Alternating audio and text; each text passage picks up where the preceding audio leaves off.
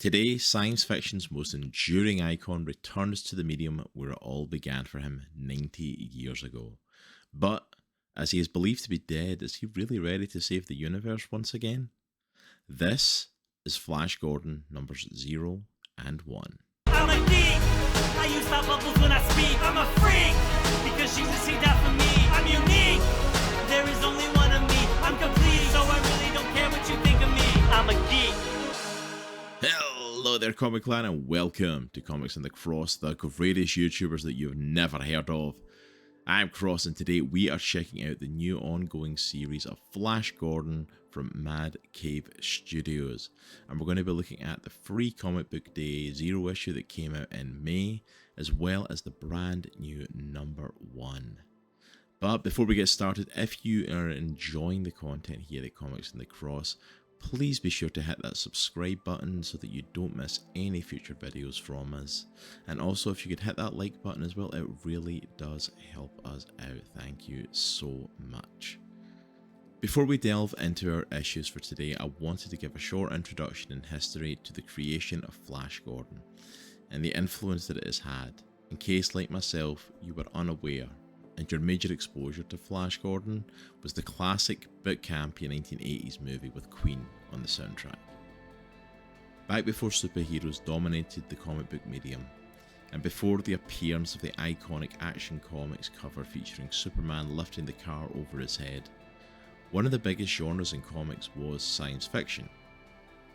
In 1934, based upon the success of the sci-fi hero Buck Rogers, King Features Syndicate sought to buy the rights to turn the sci-fi novels of John Carter of Mars into a comic strip, but they were unable to come to terms on making it happen. Still determined to bring their own sci-fi adventure to life, Alex Raymond was given the task, and he created Flash Gordon, both writing and drawing the original strip for a number of years. Although not usually mentioned along with the great comic creators, many notable names within comics cite Alex Raymond as inspiration, including co-creator of Batman, Bob Kane, and legendary artist and co-creator of the Marvel Universe, among many other things, the King himself, Jack Kirby. His influence also affected science fiction and other mediums, as George Lucas states that Alex Raymond's Flash Gordon, along with Buck Rogers and John Carter, were major influences for the creation of Star Wars. I'm not here to cover the entire history, but I highly recommend the video Flash Gordon's Complicated History from actual Fandom here on YouTube, which helped provide myself with much needed background and context for the new series, and I'll link that down below for you to check out yourself. I know some of that might not seem related to our review today, but in my research to understand Flash Gordon, it gave me a greater understanding of just how important the character is, and just as it did for me, I hope it adds to your understanding and enjoyment of the new comics. With a history lesson out of the way, let's delve into our comics. Flash Gordon, number 0 and number 1, are written by Jeremy Adams, with artwork from Will Conrad. Colours are by Loughridge, and lettering from Taylor Esposito.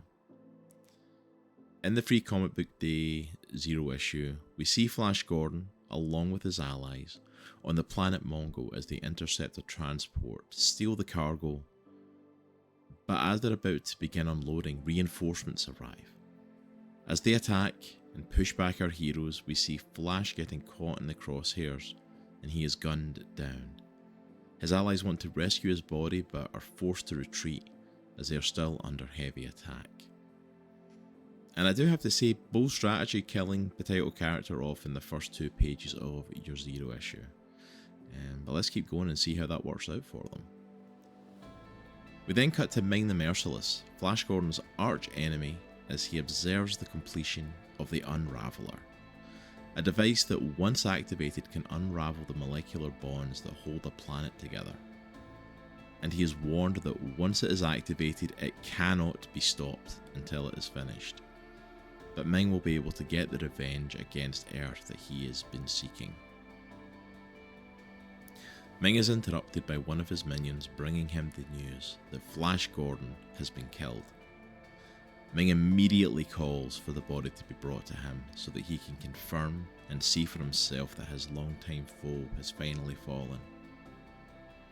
As he looks on and confirms with the medic that Flash is showing no signs of life, he plans to move forward with unravelling Earth and states that he will parade the body of Flash Gordon through the streets of Mongo as a reminder of what happens to anyone that questions Ming the Merciless. While this is taking place, we go to the outside of the palace and see Ming's daughter Aura taking out some of the guards. She sets herself up in a tree with a sniper rifle and fires a specialised bullet created by Dr. Zarkov. We'll later be informed that this is a DNA-seeking syringe that once fired would move through the palace and seek out Flash's body. We see it turning corners, breaking through glass and finding its way through the palace until it reaches Flash Gordon. It inserts itself and awakens him. Flash then dispatches the guards that were watching over him, arms himself with a sword and begins to make his way towards Ming, while hoping his allies are attacking on the outside, which we get to see in a beautiful splash page that this is exactly what is going on. Ming is advised of the attack that's taking place but refuses to retreat, especially in his moment of triumph. The conversation is interrupted with the arrival of Flash Gordon, who takes the time to do a hero's monologue. Is that even a thing? And tells Ming exactly how he is still alive.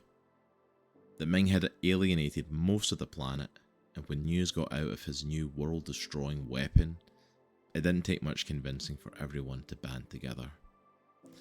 They knew getting into the palace would be impossible, but that Ming's weakness was Flash himself, and if he was able to fake his death, he would be brought straight to Ming for him to confirm the death and gloat about his victory. Ming chooses not to face off with Flash, but instead he activates the machine and informs Flash that it's going to destroy Earth with no way of stopping it. Flash doesn't have many options, but he chooses to save Earth in the only way that he can think of. He cuts the support wires, which causes the Unraveler to fall, but it does not deactivate the device. So instead of blasting Earth, it blasts the planet Mongo.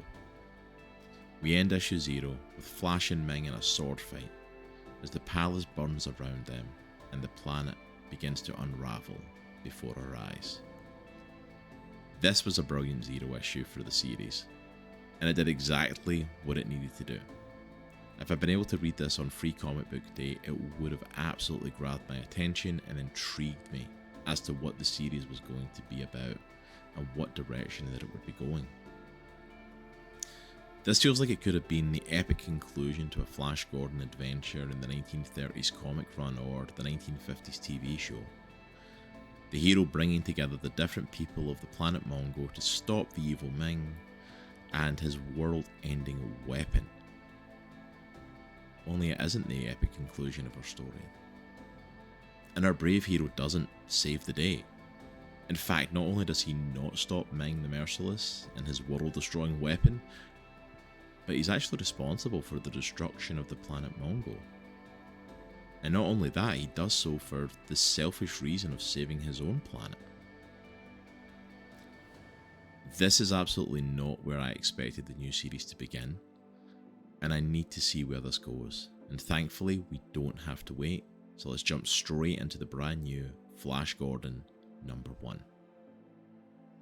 Issue 1 begins with Flash Gordon clamped to what looks like a medical table in a near upright position. We see a very run-down looking room with multiple tables, some empty, some with dead bodies on them. As we see Flash, we're not given a length of time since the end of issue 0, but Flash's hair has grown significantly and he's now sporting some fairly long facial hair, so we can assume that it's been quite a bit of time. Flash's narration states that he remembers the Unraveler going off and being hit by the shockwave, but the next thing he knew, he was here.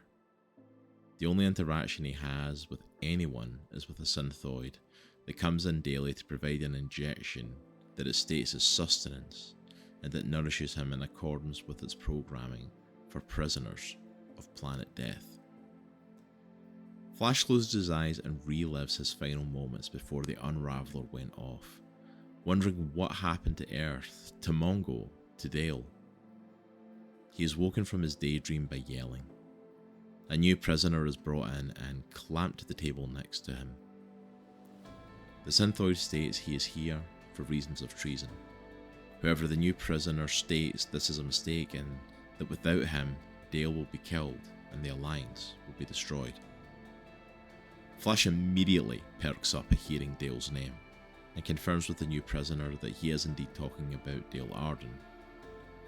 The prisoner, Daranek, confirms that he is talking about the former lover of the killer of Mongo, Flash Gordon, and the now consort of Prince Aton. But Aton is seeking to kill her, and with that destroy the Alliance of Planets. As Flash processes a lot of information that he has just got in those moments, he decides that with Dale's life being on the line, and the only person that knows being locked up with him, that they have to escape. Flash implements a very risky plan. He waits for the synthoid to return and bring them their next sustenance injection, and when it goes to inject him, Flash moves into position so that the needle pierces his artery. The protocol for this happening is that the synthoid would release the restraints of the prisoner and cauterize the wound. As soon as his restraints are released, Flash makes one last big push to slam the synthoid into the wall, destroying it. He's able to release Daranek before collapsing on the floor. Flash wakes up to see Daranek over him, who tells him that he has cauterized his wounds, but he's lost a lot of blood. When asked why he saved him, Daranek says he's just a healer, but he watched Flash smash a synthoid against the wall with his bare hands and thought that enough of a reason to save his life. Before they leave, Flash takes the time to get dressed in his uniform and takes a blade to shave his beard and cut his hair. Daranek now recognizes him as Flash Gordon. He does quickly move past the part of Flash being the destroyer of Mongo though, but does tell him that his actions to save Earth were successful, and that Earth survived. It joined the Alliance of Planets, made up of all the civilizations that survived the unraveling. A number of civilizations escaped Mongo's destruction and began new lives elsewhere. When he asks about Ming the Merciless, Daranek tells Flash they believe he is dead, but then again, everyone also thought Flash was dead, so at this point who knows anymore. Flash and Daranek are attacked by reptilians after their synthoid failed to respond to them. But Flash is able to dispatch them with their guns, some well-placed needles from the synthoids, and a creature that is released from a vat. As they make their escape, the issue ends cutting to the asteroid Mingo, where we see Wolfgang, the former minion of Ming, rushing in with news of the World Killer's escape. He gives us to their new leader, who we find is Dale, now Empress Arden, and she orders that Flash Gordon be found and brought to her, dead or alive. For my first real foray into the world of Flash Gordon, I have to say that I was definitely not disappointed. If the tone had been that of the classic old school sci-fi adventure for the entire new series, I honestly don't know if I would have enjoyed it quite as much. The Zero issue echoed the classic Flash Gordon feel, and although it was an enjoyable read, it probably wouldn't have gripped me beyond a couple of issues. However, I am a big fan of twists and subverting expectations, and this definitely grabbed my attention. I liked that the Zero issue almost felt like what could have been the climax to an original story of Flash Gordon. Him on his typical adventures to save the universe and give it its last hurrah.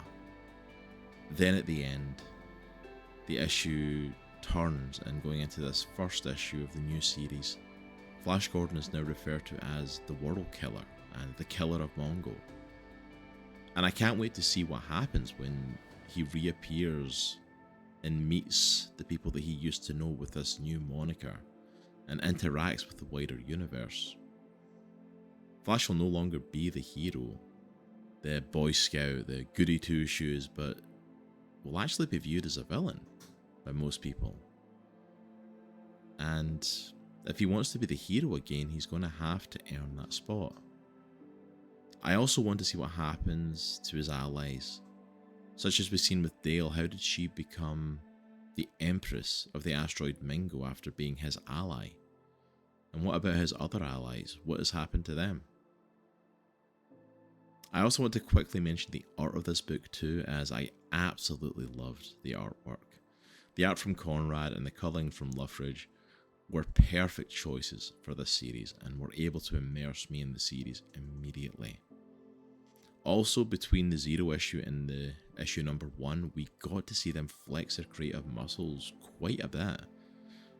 From deserts to palaces to prisons, reimagining classic characters like Flash and Dale, completely redesigning other classic characters like Ming the Merciless and Aura, and creating new characters, species and monsters.